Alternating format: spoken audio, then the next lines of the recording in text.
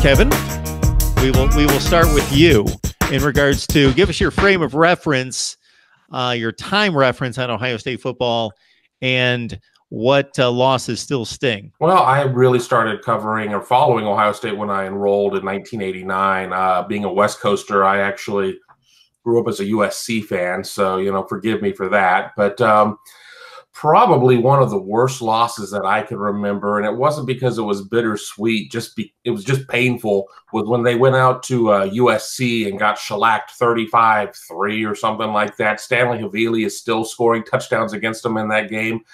I mean, that is probably one of the most thorough thrashings that I have seen of this team. I mean, in a lot of ways, it felt worse than the college football playoff loss to Clemson in Arizona. That SC game probably will always, and it has nothing to do with the fact that I grew up rooting for SC. It was just one of the most thorough dominations I've ever seen of an Ohio State team since the late 80s. Tony.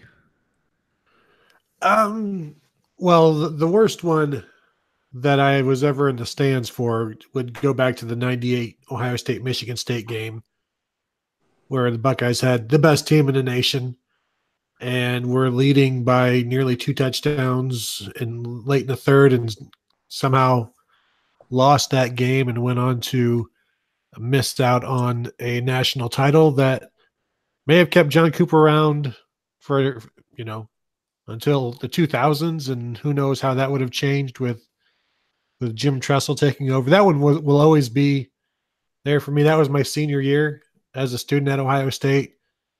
I prolonged my time at Ohio State to get that season ticket because everybody, we knew it was the national title game, the national title team. It wasn't the beer. We could get that regardless, but you take a light load there at the, your final quarter. And that one was bad. It was, you plan out so much in advance and then that happens. In terms of like covering the game, Kevin mentioned that the 31-0 loss to Clemson, going into the locker room after that, trying to talk to players about something that they don't want to talk about. And you almost feel like, not almost feel like you are intruding on their, sorrow basically. And you're like, how does this feel? And you can tell how it feels. And there's not a lot to talk about. And when that's the last time we get to see players, so much of that is asking about next year because we won't get to see them again until the start of spring. So one thing that they're not necessarily interested in talking about is the future when they just, had their butts handed to them. So it's there's differences in how I rate things or how things stick with me. That was a tough one just because it's very uncomfortable for one to go in and talk to these guys who they will talk to you, and they're all, they're not professionals, but they're essentially professionals in that regard. But you just feel like you're interfering in something that they want no part in. Claire. I'm not going to go through any kind of list because I'd be sitting here all night because I'm guessing that I'm going to do a rough count.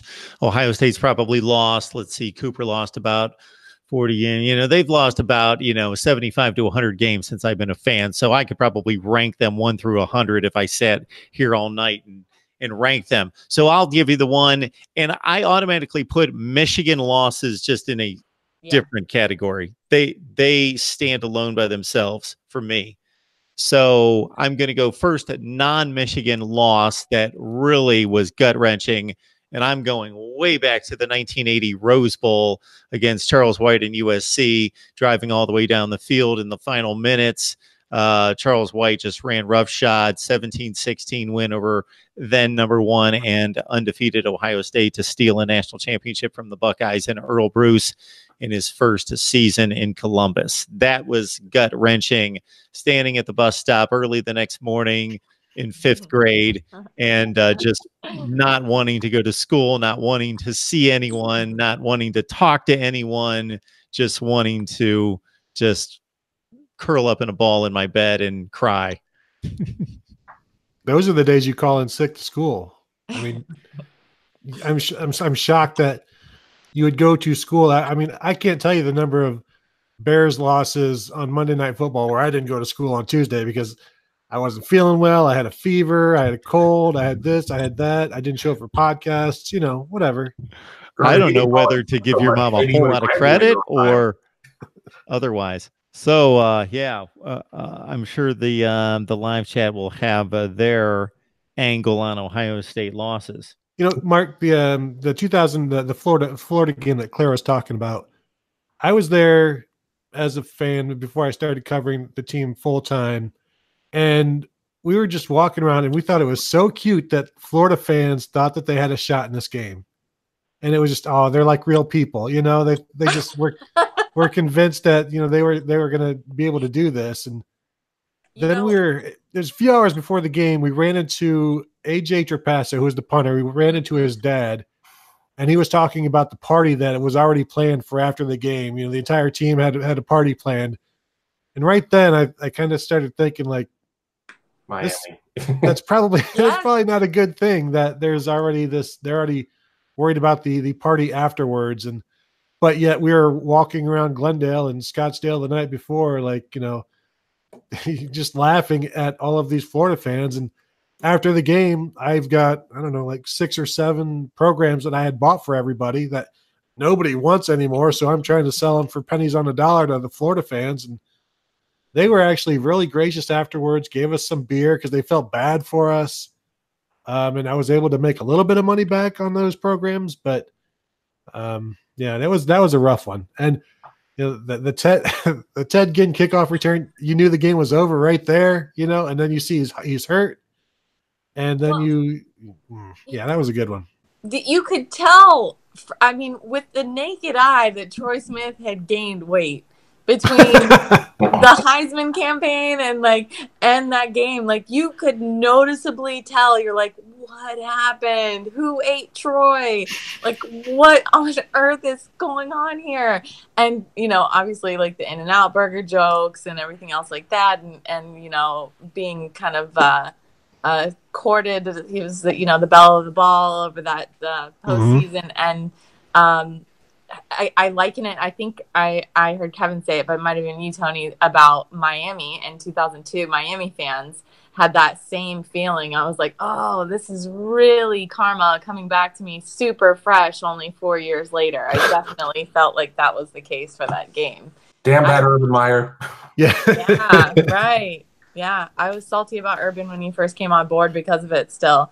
There's a funny Nike commercial that came out. I'm pretty sure you guys are familiar with that. I might have even mentioned it on this show before, too, where they placed Albert, the mascot, in fiberglass. So they basically said whoever won was going to have to put the mascot on the opposite team's campus. And it was this giant alligator that they had created. It looked like it was out of fiberglass. It was like almost like paper mache, and they put a security camera on it to see how long it took Ohio State students to destroy it. And it lasted. It wasn't before sunrise. I remember that. Yes. Yeah. I do remember that. We have a number of people chiming in on the live chat with the 86 Michigan game. That was a game in which Ohio State lost at the gun 26-24 when they missed a 45-yard field goal by Matt France at the gun, which would have sent them to the Rose Bowl. The 2005 Texas game. So anytime the greatest games, college football games of all time are mentioned, USC and Texas come up. Mm-hmm. Yeah. A lot of people don't realize that Ohio State had Texas down by 2 scores inside the final 5 minutes of that game to put it away in Columbus. Ryan Hamby dropped a touchdown pass. He got in the end zone. After that. Don't drop the pass. Yeah, he got Tony. Ryan Hamby got death threats after that, and that's where you separate yourself from an actual fanatic and a real person. I was at that game too. That was rough. That was. We didn't want to stomach the end of that one. I will say Michigan State in 2013 and 2015, those two are pretty tough pills to swallow. For the same reason that 2015 game, with Zeke's impassioned post-game locker room speech where he said what everybody else was thinking and no one wanted to give him any credit for it because they said he shouldn't be saying it. And he had 10 touches on the ball that game, and he had this big like lesion on his leg from I want to say it was the Illinois game that nobody knew about or talked about the day before, and or that week before. He had been in the hospital and wasn't really practicing, and they're kind of being hush hush about it. And lo and behold, he was kind of limited in that game. And we talked about it, I think, last week about how rough that was and the weather and the last second pull away by Michigan State. That one was pretty gross. Yeah, Mark, do we ever talk about anything good on this show, or is it just all these bad, well, bad let me things? throw one more in there too. With the Terrell Pryor Penn State game in Columbus, where he tried to take it, instead of going up the middle, he tried to take it around the end, got the ball punched out, and that was with the really awkward post-game press conference with Terrell Pryor and Nick Siciliano up there, where Nick was basically holding on to Terrell the whole time, going, "It's okay, T, it's okay, T," as Pryor was trying to take the blame for not being able to make the big play. And that was probably one of the more surreal games that I've covered in this industry. Steve, welcome to the show. Steve Hellwagon from Bucknuts. How you doing tonight? I'm doing good. I'm just about 20 minutes behind the rest of the world today for some reason. It's been a really long day, so that explains my my late arrival, but I am here now. So, hey, Steve, anytime we can get you, we are thankful. So between you, Tony, and Claire, certainly make Kevin feel comfortable and welcome, and you guys can take off. I said this last week, and I probably said it the week before. You guys will do much better discussing Ohio State football and leaving me out. I'm just filler in between. Don't sell yourself short. You're a tremendous slouch. Okay, I've been upgraded to a tremendous slouch. Steve, we're talking about those excruciating losses. Boy, that's a topic that we continue to hang on to. Have you and Gardeman been getting together and ganging up on me on this one? Yeah. I don't know. I've kind of bared my entire soul on that in the last few weeks. I think when I did write about it for our site, I think a lot of people were in agreement that 2015 with Michigan State, which when I first logged on and Claire was talking about it here about 3 minutes ago, that may be the toughest one. 1998 for a lot of the old timers against Michigan State. There's a lot of kids, my own kids. We're old timers? Well, people who weren't born, prior to 2000, I guess. But yeah, there's a lot of, my own kids who are sophomores at Ohio State have no idea what life was like before the BCS, or I guess that was the first year of the BCS, but no idea what life was like with Ohio State football back in the dark ages in the 1990s. But yeah, it's crazy just thinking about how great some of these teams were and how painful some of these losses ultimately turned out to be. Steve, look this direction. Old timer. I brought up 1980. Yeah, I hear you, and I lived through those too. I lived through those too, 70s, 80s. There were a lot of great games, a lot of great wins, but also quite a few that went the other direction. And that's part of following college football. I mean, we've seen it in recent years. Only one, maybe if you're lucky, one team will make it to the end of the season undefeated and be the undisputed national champion. But typically, Central Florida, Central Florida. Typically, everybody won the season with the loss, and it's very rare for a team or teams to go undefeated, like Clemson was able to do this past year. So it's going to be a lot of fun this year to see if it comes up like that again. LSU football fan Swamp Tigers reminding everyone in the live chat that there wasn't just that Florida loss. Of course, it was followed up the next year. He's asking, okay, LSU versus Ohio State. So, how did that go? GEAUX. Okay, if Brian Robisky catches that ball, it's a different game. Right. We knew how it was going to go going into that game. I think as Ohio State fans, we knew Ohio State had absolutely no business in being in that game. If you're being honest with yourself, and I see Mark raising his hand because he's going to fight me on this one. No, I'm not. I think as Ohio State fans, our expectations were so absolutely low with that. We knew that was not happening. So yeah, we remember what happened, and we were kind of all shrugging it off, like, meh. Well, we got there. So. I was directing my hand toward Kevin because he brought up a play in which Todd Beckman threw one right over Terry Rubisky's Terry, Brian. That's his dad. Old timer. Brian Rubisky. I'm there. Old timer again. See, old-timer. I go to the elder statesman Rubisky with the Raiders. Brian Rubisky's hands. Yes. What would have happened there, Kevin? They wouldn't have had to abandon the run. And Beanie Wells was having a lot of success running the ball. And I think if that would have kept going on, I think it would have been a much more competitive game. And I think Ohio State definitely would have had a shot to win that game. I don't know about that. a better shot, Kevin. I don't know. We'll agree to disagree. I've only just met you. LSU wasn't some great thing back then. I mean, they, like Ohio State, they somehow got their way into that game.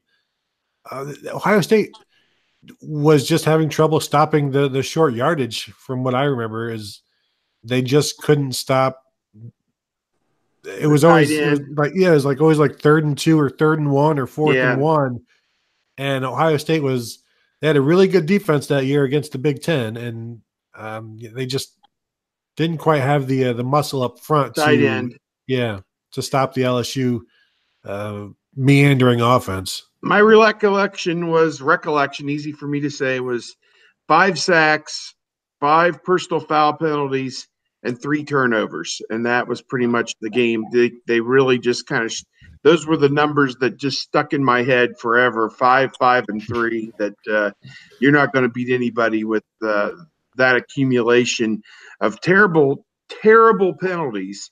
They had a personal foul. I think they were getting the ball back on a punt or something, and they hit the center. I think it was Austin Fittler or whatever. I learned about a new penalty that night. Yeah, hit the center, and it was a personal foul, and just things like that. And Todd Beckman couldn't get out of harm's way. He got sacked 5 times. I think he lost a fumble and may have thrown 2 picks or something along those lines. And it just wasn't their day. So give LSU credit. I believe our guy Stu Rawa was on the other side that day. I believe Sure was. Yeah, the Sports Illustrated picture cover that I remember was Todd Beckman just being blown up by 2 LSU defenders, just being annihilated delivering the ball. That pretty much summed it up. Yeah. And if I remember that correctly, Steve, as you mentioned, I think it was 24-10 at halftime, and the Buckeyes got a stop right out of the gate. But yes, personal fouls in which they would have gotten the ball back at midfield, kept the LSU drive going twice, and then the LSU Tigers scored to make it 31-10, and Ohio State, of course, couldn't catch up. Yeah, and that was very uncharacteristic of a Tressel team. Typically, they were fundamentally sound. Typically, they didn't beat themselves. Typically, they were strong in the kicking game. So, those were the things that in the final analysis cost them the national championship that season. They had a very good team, lost to Illinois, obviously, the game that people will remember. But ultimately, it's kind of the flip side. You beat Michigan when they were number 1 and number 2, whatever the rankings were, in 2006 and 2016. And you don't really parlay that into anything. Somebody even on Twitter today brought that up, that 1 versus 2 in their mind meant nothing because they didn't parlay it into anything. Whereas with this, you lose to Illinois and it didn't cost you a doggone thing because you ran the table the next couple of weeks. And everybody, they dropped the 7th, I think, in the 8th or 7th in the rankings. They needed 6 or they needed I think they dropped to 8th. They needed 6 of the teams in front of them to lose. Instead, all 7 of them lost. Yeah, they didn't even rise to number 2. They rose to number 1. They went all the way to number 1. Yep. By not playing. It was something wacky, like West Virginia and Pitt, like just games where you were not expecting stuff. The Big East officials were trying to gift wrap West Virginia that game. Called every penalty known to man on Pittsburgh, and West Virginia still couldn't win the game at home. I mean, if you're a West Virginia fan, you probably wanted to commit suicide because they were going to play in the national championship game if they'd won that game, and instead they lose to a terrible Pittsburgh team. Dave And wants to. It could have been Ohio State versus West Virginia down in that championship game just as easily as it was against LSU. West Virginia fans on Bourbon Street, God help everybody. Oh, Oh dear. That's a good point, Kevin. Good stuff. We got Ohio State football talk for you each and every Wednesday night at 9 o'clock Eastern time. And we've got a full crew right here with Claire Crawford, Kevin Noon. We've got Steve Hellwagon and Tony Gerdeman. Please join them at their respective sites. You got Tony Gerdeman from the Ozone. You got Steve Hellwagon from Bucknuts. And Kevin Noon joins us from the Buckeye Grove.